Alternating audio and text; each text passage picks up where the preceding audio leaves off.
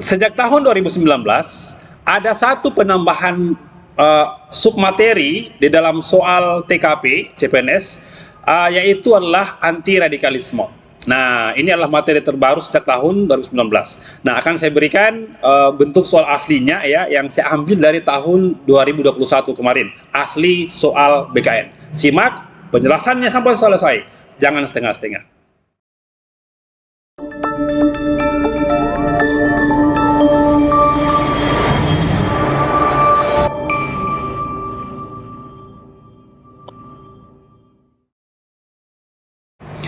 Ya, bismillahirrahmanirrahim. Assalamualaikum warahmatullahi wabarakatuh. Selamat pagi teman-teman para pejuang NIP yang sedang belajar untuk persiapan SKD CPNS tahun 2023. Jumpa lagi bersama saya, Om Alman, di channel Sang Tutor. Kembali kita bahas soal SKD CPNS. Nah, teman-teman, ini pembahasan yang ke-40 ya, yang ke-40 dari saya.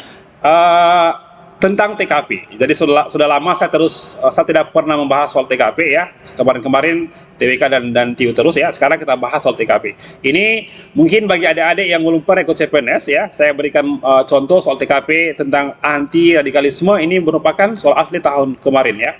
Jadi gini, bicara masalah anti radikalisme itu menyangkut masalah sosial budaya ya. Oke, sosial budaya dalam kehidupan sehari-hari ya gitu. Nah, simak penjelasannya ya. 5 soal ya, perhatikan cuplikan soalnya sampai selesai seperti berikut ini.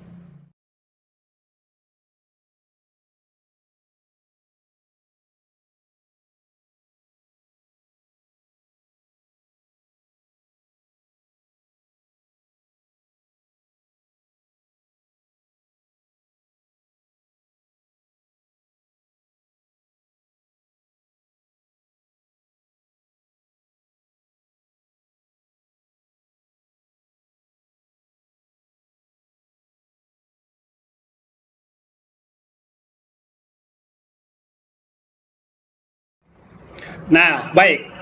Itu tadi 5 soal asli ya. Ini bukan soal dari saya, bukan soal copy paste dari Google, bukan. Ini asli dari BKN teman-teman semua ya. Saya punya ribuan soal tentang ini.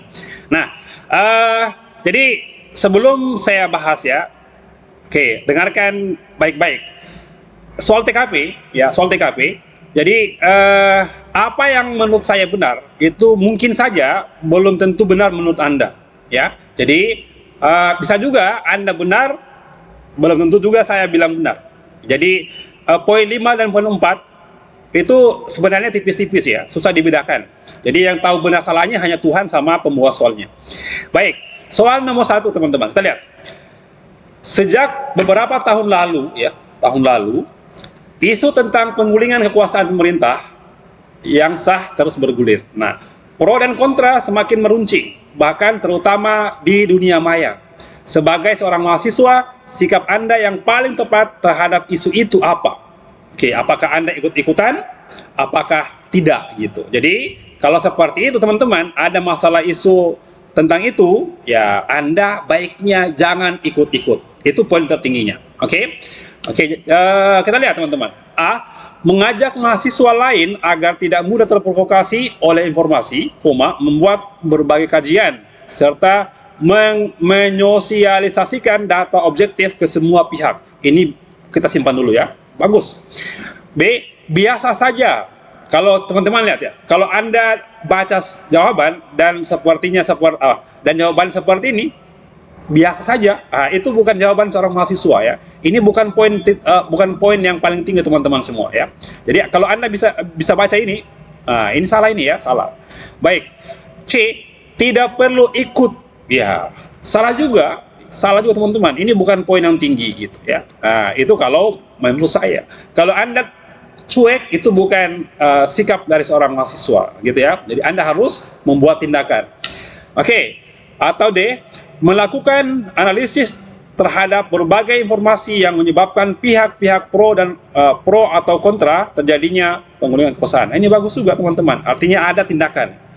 E. Mencari data yang kredibel tentang kelemahan dan kelebihan pemerintahan saat ini serta membuat strategi bagaimana menamakan masyarakat. Saya sih kurang sepakat dengan mencari-cari kelemahan ya dan kelebihan pemerintah. Oke, itu bukan poin yang paling tinggi. Jadi ini mungkin kalau saya kasih poin bisa dibilang sebagai poin 3 ya gitu. Oke. Poin 4 dan poin 5 teman-teman ada antara A atau D, kita pilih mana gitu. Kalau saya, oke, silakan tuliskan jawaban kalian teman-teman. Bisa A, bisa D. Anda tuliskan di kolom komentar ya. Kalau saya pilihnya di sini ya. Ini bagi saya poin 5 teman-teman di sini. Ini poin 5, ini poin 4. Poin 1 2-nya mungkin di B dan C teman-teman gitu ya. Jadi poin 5 adalah apa tindakan Anda sebagai mahasiswa ya sudah mengajak mahasiswa lain agar tidak mudah terprovokasi dan seterusnya ya. Oke. Nah, teman-teman, itu soal TKP ya, kita bagaimana caranya supaya bisa berjiwa yang baik sekali ya gitu, yang baik sekali. Oke, pura-pura baik coy. Baik, soal berikut teman-teman, nomor 2.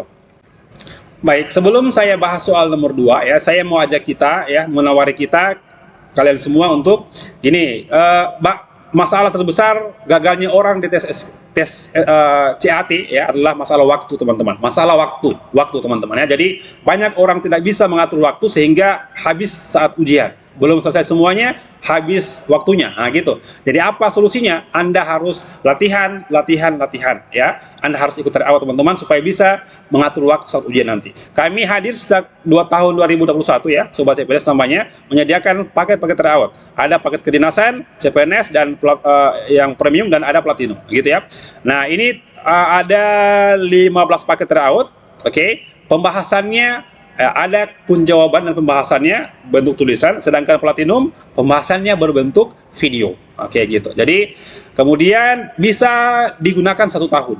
Oke, bisa diulang-ulang. Artinya apa? Kalau Anda selesai semuanya, Anda bisa ulang dipakai 1 lagi. Gitu teman-teman sekalian. Jadi ini juga ada, kita lihat ya.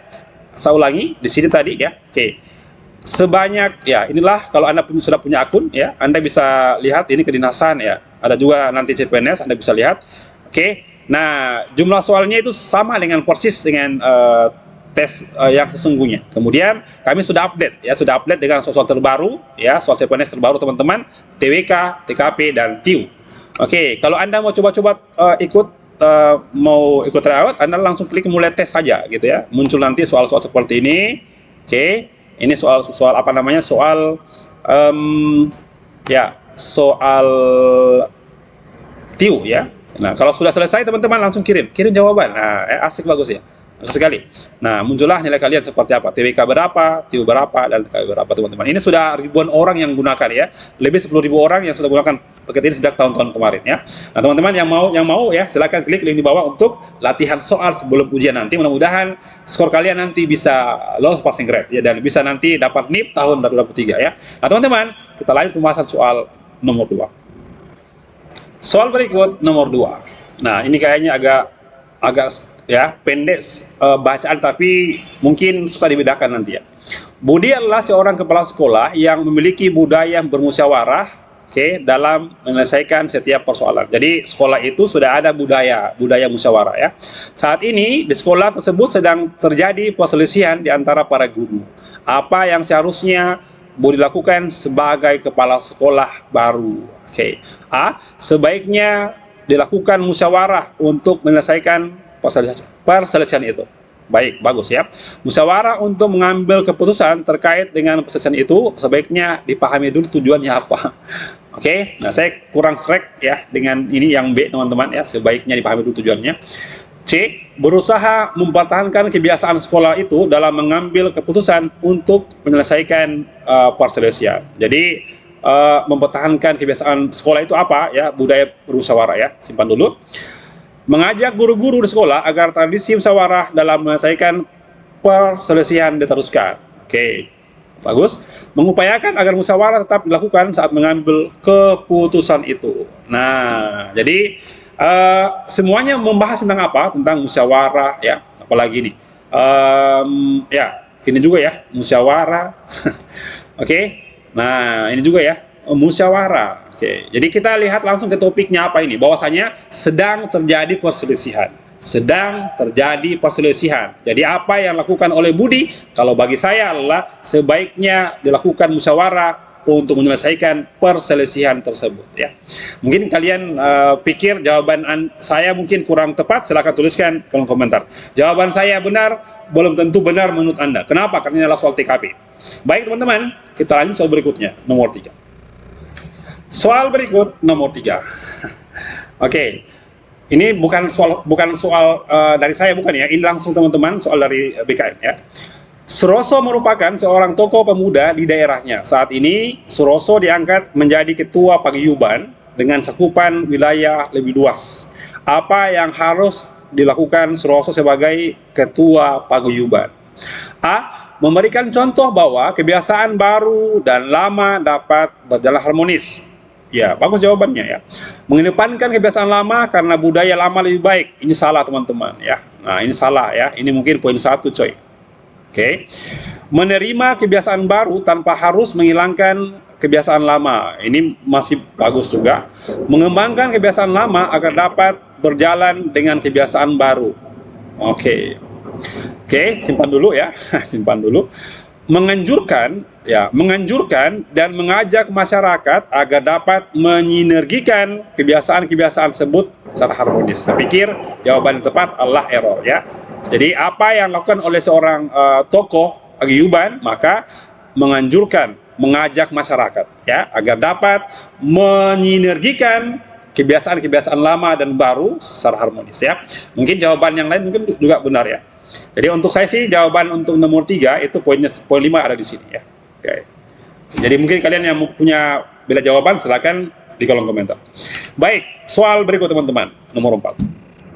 Soal nomor 4. Nah, kita baca ini panjang soalnya ya. 4. Ada kebijakan baru tentang penghapusan uang lembur yang menimbulkan keresahan di kalangan pegawai. Rekan-rekan sekantor mengajak Anda untuk bergabung dalam aksi damai untuk memprotes ya kebijakan tersebut. Anda selama ini dikenal sebagai pegawai yang patuh aturan dan jarang memprotes suatu kebijakan. Bagaimana sikap Anda? Apakah Anda ikut atau tidak, teman-teman ya? Jadi ada kebijakan penghapusan uang lembur. Terus rekan Anda mengajak Anda untuk ikut protes gitu ya.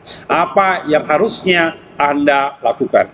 Jawaban yang paling bagus adalah jangan ikut-ikut. Oke, jangan ikut-ikut ya. A. Saya akan ikut kegiatan itu untuk menjaga kekompakan. Jangan ikut-ikut ya. Nah, itu salah teman-teman ya. Oke. Jadi memprotes ya, aksi damai, katanya bergabung dalam mungkin demo gitu ya. Oke. B. Saya akan pelajari terlebih dahulu akibat apa yang ditimbulkan jika saya ikut. Ya, ini masih mempelajari ya, kita simpan dulu ya.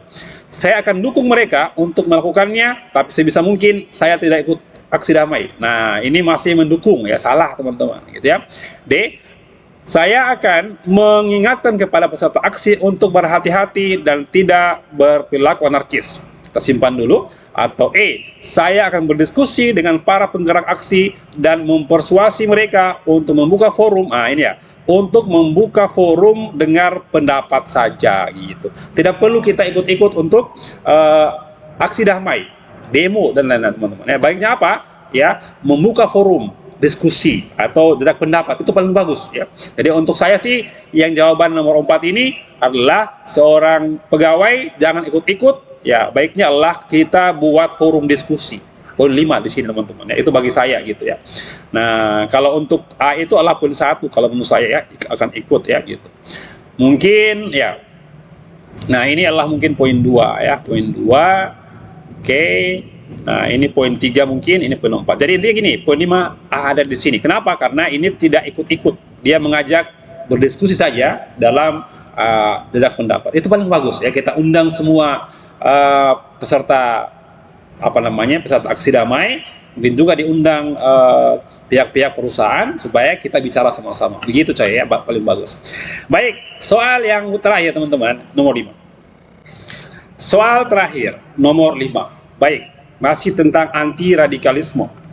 Bom adalah salah satu pemimpin ormas keagamaan di kampus. Tetapi pemikirannya cenderung radikal sehingga membuat organisasinya dicap ekstrim. Sebelumnya, organisasi itu sangat terkenal dengan kesantunan dan cinta damai, sehingga sebagian anggota memikirkan cara untuk menyelamatkan organisasi ini. Ya, sebagai anggota, apa yang Anda lakukan? A. Mengajak beberapa teman yang berkomitmen melakukan tindakan penyelamatan organisasi dan penyusunan program. Ini bagus ya. B. Menyusun strategi untuk membuat berbagai kegiatan organisasi yang mempertahankan nilai-nilai cinta damai. Bagus ya. C. Memiliki keinginan untuk mempertahankan kegiatan organisasi yang selalu menjunjung tinggi kehidupan yang cinta damai. Memiliki keinginan, teman-teman ya. Ini hanya ingin saja ya, hanya ingin saja tapi tidak ada tindakannya. Oke, salah ya, salah. Ini salah, teman-teman ya. Oke, bukan poin yang bagus ya.